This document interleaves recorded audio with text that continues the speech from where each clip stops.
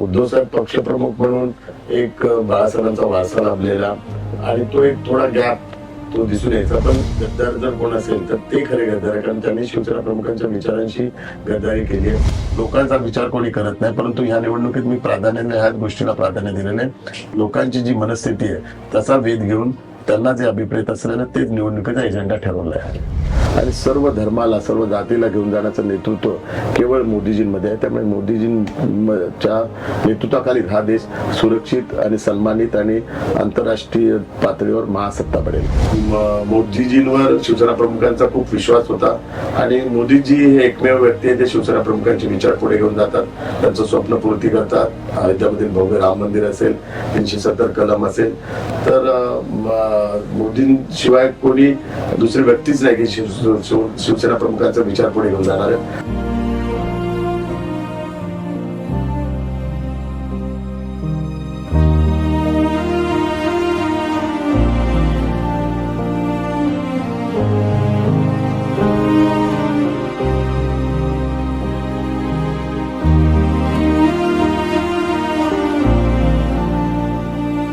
कॉलेजला सर्वात पहिली मी निवडणूक लढवली ती कॉलेजमध्येच लढवली आणि तेव्हापासून शिवसेना प्रमुख बाळासाहेब ठाकरे यांच्या विचाराने प्रेरित होऊन मी काम करत होतो आणि त्यामुळे कॉलेज जीवनापासून शिवसेनेची अटॅचमेंट होती. आणि त्याच्यानंतर इंजिनिअरिंग झाल्यानंतर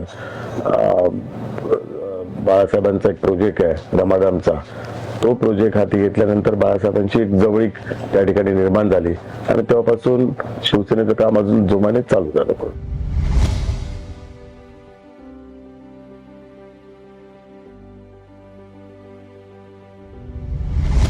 शिवसेनेचा शाखा प्रमुख 98 पासून ती सुरुवात झाली माझी. कारण मी जसं सांगितलं की रमादामचा प्रोजेक्ट इन्चार्ज असल्या कारणामुळे शिवसेना प्रमुखांच्या जवळीक झाल्यामुळे आणि त्यापूर्वी त्यांच्या विचारांपासून मी प्रेरित झालो होतो आणि मग त्यानंतर मला त्यांनी शाखा प्रमुखाची जबाबदारी दिली. त्यानंतर शिवसेना भाजपा युती असल्या कारणामुळे ही जागा बीजेपीची होती. बीजेपीचा उमेदवार असल्या कारणामुळे मला तिकडे उभं राहता आलं नाही युतीमुळे, म्हणून आम्ही अपक्ष निवडणूक लढवली आणि अपक्ष निवडणूक लढून जिंकलो सुद्धा आणि नंतर पुन्हा शिवसेना जॉईन केली. आणि शिवसेना जॉईन केल्यानंतर पहिल्यांदाच मला विधानसभेची संधी त्यावेळी दिली. साधारण 2004ची जी विधानसभेची बॉम्बे विधानसभेची निवडणूक होती ती लढवण्याची संधी त्यावेळी मला मिळाली होती पूर्ण. नंतर मला तो राजकीय प्रवास सुरू झाला पूर्ण.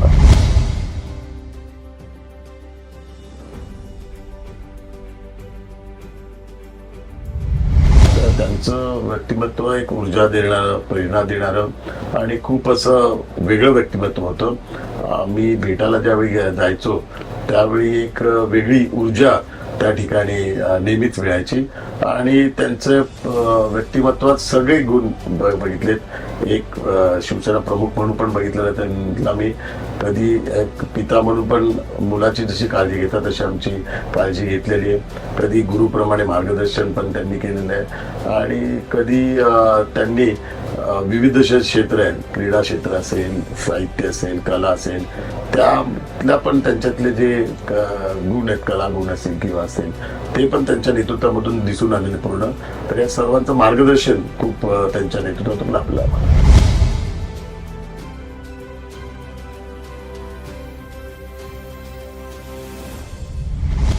त्या दोघांच्या नेतृत्वात कार्यपद्धतीत खूप फरक जाणवला. उद्धव साहेब पक्षप्रमुख म्हणून त्यांच्या नेतृत्वाखाली काम केलं. एकनाथ शिंदे साहेब आज शिवसेनेचे मुख्य नेते आहेत. त्यापूर्वी पण ते शिवसेनेचे नेते होते, मंत्री होते, परंतु त्यांच्यामध्ये मुख्य नेता आता जे आहेत आणि मंत्रीपद आणि शिवसेना नेत्याचं कधीच हे जाणवलं नाही.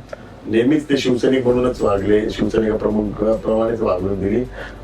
उद्धव साहेब पक्षप्रमुख म्हणून एक बाळासाहेबांचा वारसा लाभलेला आणि तो एक थोडा गॅप तो दिसून यायचा. पण तो गॅप एकनाथ शिंदे साहेबांमध्ये कधीच आमचा दिसून आला नाही. एक वेगळीच जवळीक त्यांच्या बरोबर होती. तो दोन फरक खूप आहे या दोघांमधला. ते एकदम शिवसैनिकासारखेच आमच्या बरोबर वागत होते आणि ते पक्षप्रमुख म्हणून वागत होते.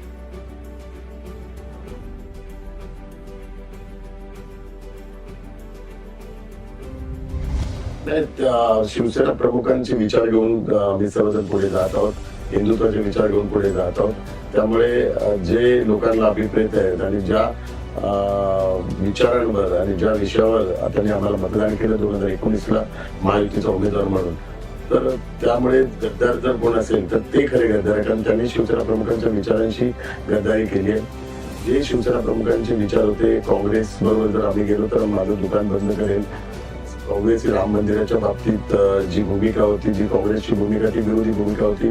सुप्रीम कोर्टात ज्यांनी लढा दिला राम मंदिरच्या विरोधात, त्यांच्यासोबत माननीय उद्धव साहेब त्या ठिकाणी गेलेले आहेत. 370 कलम रद्द करण्याच्या बाबतीत शिवसेना प्रमुखांची भूमिका होती की मला एक दिवसात जर पंतप्रधान बनवलं तर मग मी या देशातून 370 कलम रद्द करून दाखवेन. त्या भूमिकेला पण काँग्रेसचा विरोध होता. पक्षप्रमुख त्यांच्यासोबत गेले. देशद्रोही ज्या शक्ती आहेत त्यांच्यासोबत काँग्रेस आहे, पक्षप्रमुख त्यांच्यासोबत गेलेले आहेत. त्यामुळे खऱ्या अर्थाने त्या विचारांची गद्दारी आणि ज्या विचारांचा वारसा आम्ही घेऊन चाललेलो आहे हे आता लोकांना कळलेलं. लोकांनी आम्हाला जो निर्णय घेतलेला आहे तो लोकांनी मान्य केला आणि उत्स्फूर्तपणे लोक त्याचं स्वागत करत आहेत.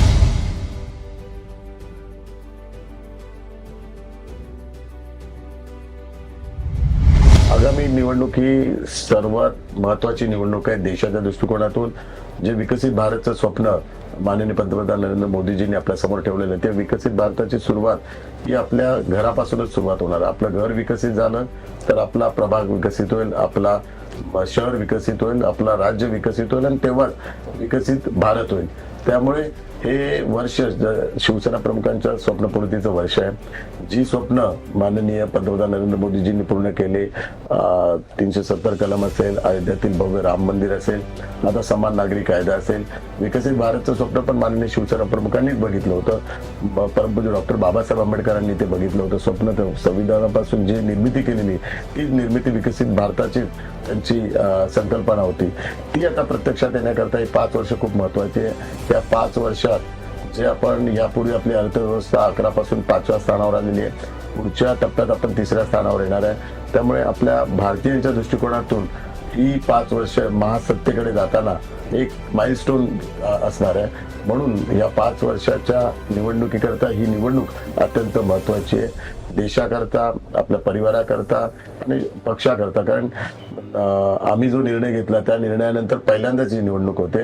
आणि सर्वात महत्वाचा विषय जे सर्वजण विसरत आहेत, कोरोना काळात जे लोक ज्या स्थितीत होते, मानसिक स्थितीत होते, आर्थिक स्थितीत होते, त्याच्यानंतर पहिल्यांदाच ही सार्वत्रिक निवडणूक होते. या 2-2.5 वर्षात निवडणुकाच झाल्या नाहीत.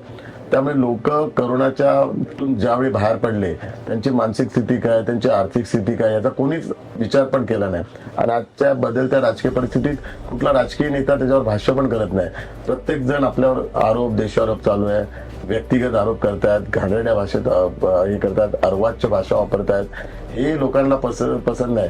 कोणीतरी त्या लोकांच्या मनाचा वेध घेतला पाहिजे की कोरोनाच्या काळानंतर आज 2.5 वर्षानंतर निवडणूक होते. देशात कुठेच निवडणुका झाल्या नव्हत्या, पहिल्यांदाच निवडणूक होतात. त्यांची आर्थिक स्थिती काय, त्यांची मानसिक स्थिती काय, प्रत्येक समाज घटक. कारण कोरोना हा सगळ्याच घटकांना झाला. कोरोना शेतकऱ्यांना झालाय, कोरोना महिलांना झालाय, कोरोना प्रत्येक कामगारांना झालाय, सगळ्यांना झालाय. त्या क्षेत्रातली ती लोक आता कशी बाहेर निघालेत, कशी त्यांची आर्थिक परिस्थिती, याचा कोणी विचार केला नाही. तो केंद्र सरकार, राज्य सरकारने विविध धोरणाच्या माध्यमातून केला, पण ऍक्च्युअली त्यांना त्याचा लाभ झालाय का, लाभार्थ्यांपर्यंत लाभ पोहोचला का, याचा पूर्ण आढावा घेऊन या निवडणुकीला सामोरं जायला पाहिजे. परंतु तसं न होता प्रत्येक जण आरोप प्रत्येक जण आपल्या वारसदाराच्या बाबतीत त्याचं पॉलिटिकल करिअर चांगलं व्हावं याचाच विचार करत आहेत.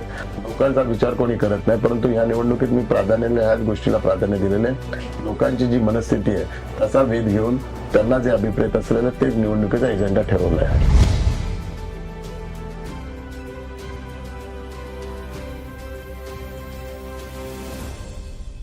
या निवडणुकीत महत्वाचा मुद्दा आहे तो पुनर्विकास, रिडेव्हलपमेंट. दक्षिण मध्य लोकसभा मतदारसंघात धारावी, सायनकोरडा, वडाळा आणि चेंबूर आणि शक्तीनगर या ठिकाणी SRA चे खूप रिडेव्हलपमेंटचे प्रोजेक्ट कित्येक वर्ष प्रलंबित आहेत, तर ते मार्गी लावायचे. BDDचा धारावी रिडेव्हलपमेंट असेल, पुनर्वसित वसाहती असतील, म्हाडाचा वसाहत असतील, यांचं पुनर्विकासाचं धोरण यापूर्वीच ठरलेलं आहे आणि ते आता प्रगतीपथावर पण काम आहे. SRA चे प्रलंबित जे प्रोजेक्ट आहेत ते आता राज्य सरकारच्या माध्यमातून करून राज्य सरकारचे जे विविध प्राधिकरण आहेत ते आता पैसे गुंतवून सगळे रिडेव्हलपमेंटचे प्रोजेक्ट कंप्लीट करायचे आणि पुढच्या 5 वर्षात दक्षिण मध्य लोकसभा मतदारसंघ हा पूर्ण पुनर्विकासाच्या बाबतीत कंप्लीट झालेला मतदारसंघ असेल.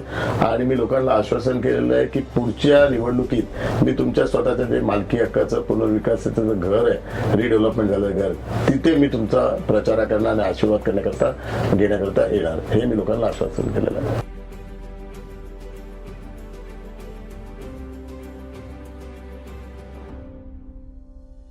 मुंबईचा विकास आराखडा मुंबईच्या दृष्टिकोनातून अत्यंत महत्व आहे. 2034 जसं माननीय पंतप्रधान नरेंद्र मोदीजींनी विकसित भारत 2047चा आपला टार्गेट दिला, तसंच मी मुंबईच्या उमेदवारी या नात्याने विकसित मुंबई 2034 हा एक आता अजेंडा घेऊन चाललेला आहे. विकसित मुंबई 2034 हे कधी होऊ शकतं तर केंद्र सरकार, राज्य सरकार, मुंबई म्युनिसिपल कॉर्पोरेशन एकत्रितरित्या जर काम केलं तरच विकास आराखडा हा इम्प्लिमेंट होऊ शकतो. आपण बघाल तर गेल्या वेळेचा जो विकास आराखडा आहे तो 9% इम्प्लिमेंट झाला. जर आपल्याला 100% विकास आराखडा इम्प्लिमेंट करायचा असेल तर केंद्राची गरज अत्यंत महत्वाची आहे, कारण टोटल विकास आराखड्याची कॉस्ट 14 लाख करोड आहे आणि तेवढं म्युनिसिपल कॉर्पोरेशन आणि स्टेट गव्हर्नमेंटकडे फायनान्शियल तेवढा सपोर्ट नाहीये. म्हणून सेंट्रल गव्हर्नमेंटच्या थ्रू हा विकास आराखडा इम्प्लिमेंट केला तर विदिन 2034 मध्ये हा तो कम्प्लीट होऊ शकतो आणि मुंबई इंटरनॅशनल सिटी बनू शकते. तर मला विश्वास आहे प्राईम मिनिस्टर ऑफिस, PMO आणि यांनी गतिशक्ती प्रोजेक्ट मध्ये हा जर प्रोजेक्ट घेतला तर 2034 ला मुंबई विकसित होईल आणि मुंबई विकसित झाली तर भारत विकसित होईल. कारण मुंबई फायनान्शियल कॅपिटल आहे देशाची आणि मुंबई जर इन्फ्रास्ट्रक्चर चांगलं झालं, मुंबई विकसित झालं तर इथूनच जास्त रेव्हेन्यू जनरेट सेंट्रल गव्हर्नमेंटला होईल आणि सेंट्रल गव्हर्नमेंटला पण त्याची मदत होईल. त्यामुळे 14 लाख करोड जे डेव्हलपमेंट प्लॅनला ते सपोर्ट करतील फायनान्शियल, ते एक प्रकारची त्यांची इन्व्हेस्टमेंट असेल, त्यांना त्याच्यातून डबल त्याचे रिटर्न्स पण मिळू शकतात. इन्फ्रास्ट्रक्चर डेव्हलप झाल्यानंतर तो एक चांगला गेम चेंजर प्रोजेक्ट होऊ शकतो. तर तो कम्प्लीट करण्याचा माझा टार्गेट आहे.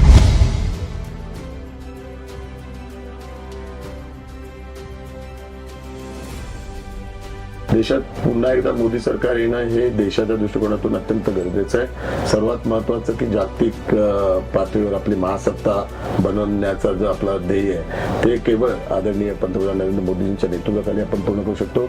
जिथं पूर्ण जगामध्ये युद्धजन्य परिस्थिती निर्माण झालेली आहे, अशा वेळी एक कणखर नेतृत्व देशाचं असलं तर या परिस्थितीमध्ये आर्थिक व्यवस्था आपली ढासळली जाणार नाही. देशाच्या संरक्षणाच्या दृष्टिकोनातून पण मोदीजींच्या नेतृत्वाखाली देश संरक्षित राहू शकतो. आणि जी फेडरल सिस्टीम आहे त्या फेडरल सिस्टीमला जर कंट्रोल करायचं असेल तर केवळ मोदीजींच्या नेतृत्वाखाली सर्व राज्यांना न्याय द्यायचं काम, सर्व राज्याच्या प्रगतीचं काम आणि विकासाचं काम मोदीजींच्या नेतृत्वाखाली होऊ शकतं. आणि सर्व धर्माला, सर्व जातीला घेऊन जाण्याचं नेतृत्व केवळ मोदीजींमध्ये आहे. त्यामुळे मोदीजींच्या नेतृत्वाखाली हा देश सुरक्षित आणि सन्मानित आणि आंतरराष्ट्रीय पातळीवर महासत्ता बनेल.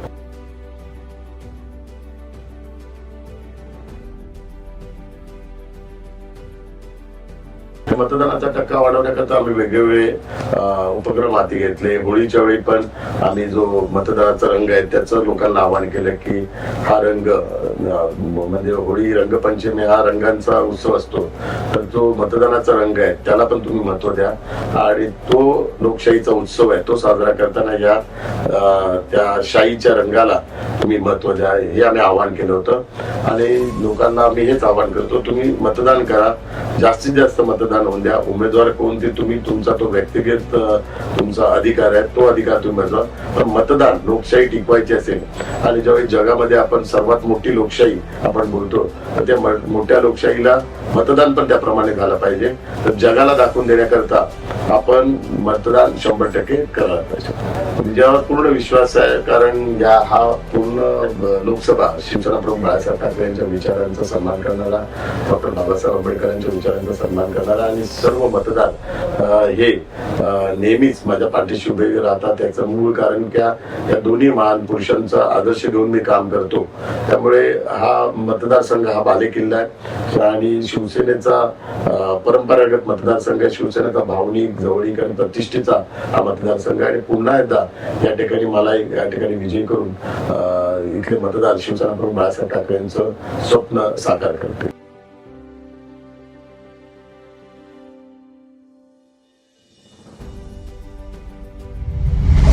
बाळासाहेब ठाकरेजी के विचारो की सरकार हे याकरताच बोलतो की कारण शिवसेना प्रमुखांमुळे आदरणीय पंतप्रधान नरेंद्र मोदीजींना त्यावेळी जे मुख्यमंत्री पदाचे धुरा अटलजींच्या ज्यावेळी सरकार होतं त्यावेळी, त्यामुळे मोदीजींवर शिवसेना प्रमुखांचा खूप विश्वास होता आणि मोदीजी हे एकमेव व्यक्ती आहे जे शिवसेना प्रमुखांचे विचार पुढे घेऊन जातात, त्यांचं स्वप्न पूर्ती करतात. अयोध्यामधील भव्य राम मंदिर असेल, 370 कलम असेल, तर मोदींशिवाय कोणी दुसरी व्यक्तीच नाही की शिवसेना प्रमुखांचा विचार पुढे घेऊन जाणार आहे.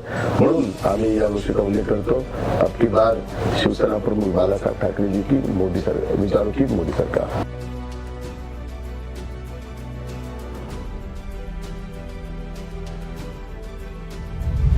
निवडणुकीत मी एक संकेत सर्वांना दिलेला आहे की मी कुठलेही कोणावर टीका करणार नाही, व्यक्तिगत टीका पण करणार नाही. कारण मूळ विषयापासून हे जे प्रसार माध्यमाच्या माध्यमातून टिप्पणी चालू आहे, त्यामुळे मूळ विषय बाजूला राहतो. आणि ज्या गोष्टीचा मी उल्लेख केला की करोनाच्या नंतर आता 2.5 वर्षात लोक कुठल्या मनस्थितीत आर्थिक स्थितीत आहेत याचा कोणी विचार करत नाही, त्याचा मी आता विचार केलेला आहे. त्यांना मी त्या आर्थिक स्थितीतून आणि त्या मनस्थितीतून बाहेर काढणार आहे आणि त्यांना अभिप्रेत असलेलं कार्य अजेंडा घेऊनच या निवडणुकीला सामोरे जाणार आहे.